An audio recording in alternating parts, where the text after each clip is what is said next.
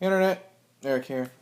Tonight's my movie thoughts. I have a special guest. I have my wife that you've never seen. Hi, people. Rachel is here. You've heard her in our cartoon commentaries. And the reason why she is here, I'm trying to get this as centered as I can. I have it rested on a pillow because Rachel's to my left. And I'm trying to get it so the audio will pick up on her. So if I move it around, you just got to fucking deal with it. You might have to turn up your volume on your computers or phone if you can't hear me. Yeah. Anyways, this was requested by our buddy Jamie and our buddy Falagar. Yay! And this was a favorite of Rachel's growing up. Yes, sir. I remember really enjoying it growing up. I probably haven't seen it in 6-7 years. I still love it. Tonight we are talking about Adventures in Babysitting. And this came out in 1987. Directed by Chris Columbus, who did Home Alone, the first 2 Harry Potter movies, Mrs. Doubtfire. If you're new to my channel, welcome. I talk plot spoilers concerning movies. Rachel might, blurt out some plot spoilers, but it's Adventures in Babysitting. It's 1987. If you haven't seen or heard of this movie, sorry that we're going to spoil something like this. Yeah. The basic plot is we meet Elisabeth Shue, and she plays Chris, and she is gonna go out on a date with her boyfriend, played by Bradley Whitford, who we only know from. I only know him from Billy Madison. He plays the evil Eric. Oh yeah, that is him. Yep, and he cancels, says his sister's sick and contagious. Yeah. So she gets fucked over and has to go babysit the Andersons. Because he's a jerk. Yeah. And she gets stuck babysitting Brad and Sara. Brad and Sara. Brad and Sara, and they meet, retarded Daryl, the best friend. And Of Brad. And what happens is Chris's best friend Brenda runs away. She can't stand her parents. Yeah, she can't stand her mother-in-law. And is it her mother? Stepmother. Mother-in-law. She's in fucking high school. So she runs away. She's at the bus station, and then she begs Chris to pick her up. Yeah. So they all get in the car to go to the city in Chicago, and hilarity ensues. I was just gonna say that. Okay, that's the basic plot. Okay. You already said you loved it. Mm-hmm. You're new to this movie review stuff. What is it you really love? First, okay, here we go. Just so you guys know, I never really had a guest on my channel doing a movie review. I'm usually the guest on other channels, so we're just going to wing it. I don't know how we're going to discuss this film, but we're going to do the best we can. And you're bored watching us on YouTube anyway, so you have no reason to bitch. And I've never done a movie review, so I have really no idea what to say, so excuse me if I'm quiet a lot throughout this. No, just say what you want. Who cares? Like I said, it's YouTube, and we're talking about Adventures in Babysitting. Okay, we'll talk about the characters. Okay. Elisabeth Shue as Chris. Mm-hmm. For the most part, I really like her. Mm-hmm. I had a huge boner for her when I was younger. This and Karate Kid. Then she got older. Back to the Future. The second one. Mm-hmm.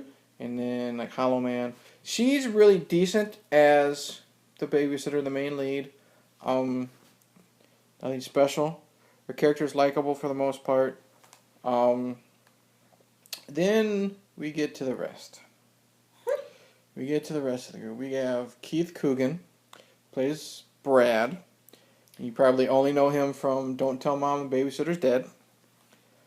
Which he's basically the guy. He's a freshman in high school, and Chris is a senior. So he has a crush on Chris. Naturally. And is like the good guy or whatever that Chris doesn't even pay attention to because he's a couple of years younger. He stalks her. He doesn't stalk her. He's obsessed with her. He's in love with her. He's in love with her, but he's too shy to really do much about it. Daryl, on the other hand, we'll get to Daryl. Yeah. We'll get to Daryl in a second. The Brad character is fine for the most part, except when he's showing his obsession for Chris. He's really bad. The scene where he takes off her coat because she just shows up, to babysit, and he's like touching her hair without her noticing and getting. Which it does remind me a lot about being in high school, because I've known a lot of guys. Stalkers? Yeah, sadly, I've known a lot of guys that would act like that when I was in high school. And then there's the scene. Well, he was just a dork. And then the scene when they're all in the kitchen and mom and dad are giving the rules, and then he's trying to act all cool. He's trying to act all cool while he's sitting there eating his fucking candy bar, and he just looks like a schmuck. Yeah. But overall, he's fine. He's got good chemistry with her. He's got good chemistry with his sister Sara and stupid Daryl and everybody else. The Sara character is the youngest sister who's obsessed with Thor from the Marvel Comics. I know her. She played Parker Lewis's younger sister. If you've ever seen Parker Lewis Can't Lose. Only a couple episodes. She's fine here. She's nothing special. She's just your average kid, basically. Your average annoying kid who thinks everything's funny. Yeah. Now we got Daryl. You mean... Daryl is played by... He was in Rent. I know. Anthony Rapp. He's in Rent. He's in Road Trip. Oh, that I didn't know. Oh, I fucking hate Daryl. Yeah, he's not a... Daryl is annoying. He's the typical sex fiend high school student. But he's dangerous sex fiend. He's the annoying sex fiend guy that is always just around. You're not gonna like him. No. Nobody likes him. He does funny things so people laugh, but nobody really likes him. In 90 minutes of this, I maybe laughed at like 3 things he does. Yeah. He's really uncomfortable with his obsession with sex. Yeah. There's a scene where they're about ready to get in the car to go, and she says, she says, I don't want anything, I'll kill you guys, murdered, dead, stabbed, and then he creepily looks at her and asks if he'll get raped by her, and I'm just like... Why put that in there? Especially for a kid's movie in the 80s. And then he's very unlikable. I hate him, he's annoying as fuck. I wish he was killed. He's not fun at all. So, overall, the main characters are fine. Now... No, then there's Brenda. Yeah, Brenda's there. She's played by Penelope Ann Miller from Kindergarten Cop, who sucks there. And probably... Mary Kayla Turner story. She probably sucked in that. She sucks here. She's usually a teacher. Yeah, I kind of wish that she was left at the bus stop and never picked up.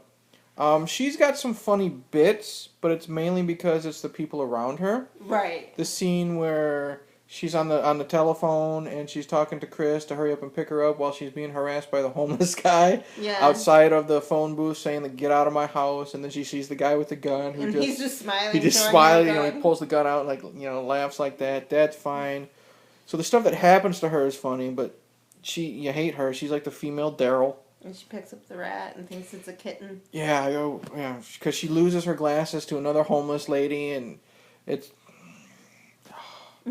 Now, it's a slow beginning. That beginning where where Chris is dancing around. See, that's one of my favorite parts. The movie starts out, and she's got some stupid song playing, and she's dancing around getting ready for her date, and maybe it's because I'm a dude.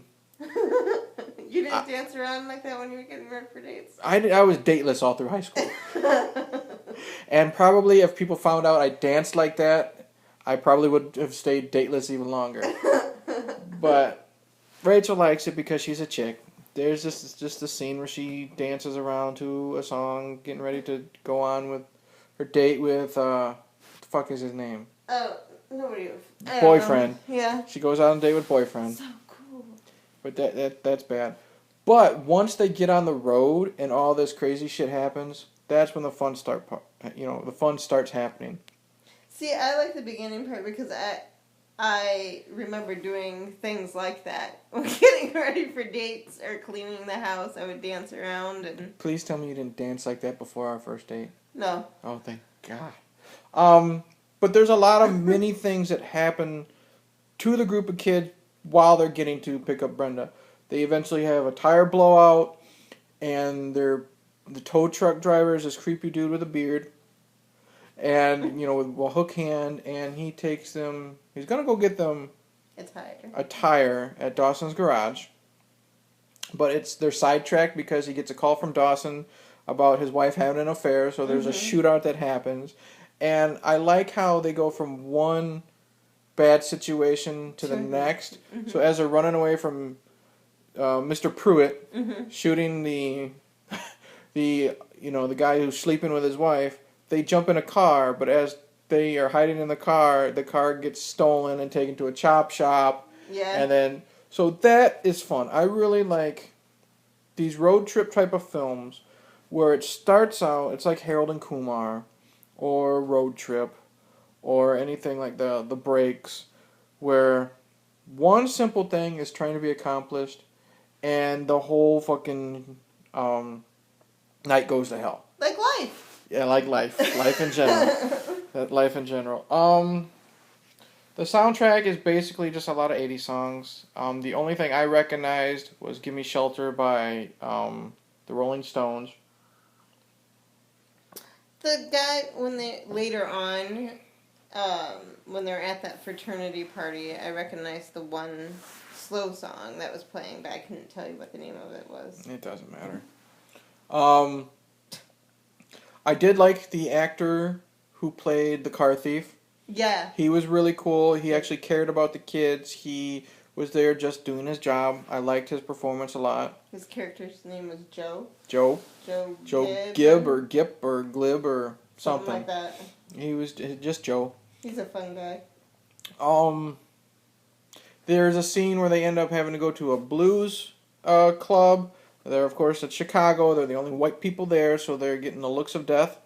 Nobody leaves this place without singing the blues. Yep, they're not allowed to leave unless they sing a blues song, which starts out very awkward, but eventually gets to be really fun, especially the mannerisms between the lead singer and the guitar player. So that was fun. Okay. The bad. Basically, all the other characters, like I said, Daryl's horrible. Brenda, I wanted to die. Like I said, overall. But you left out the train scene. Oh yeah, this is they get caught in the middle of perhaps of a gang war, and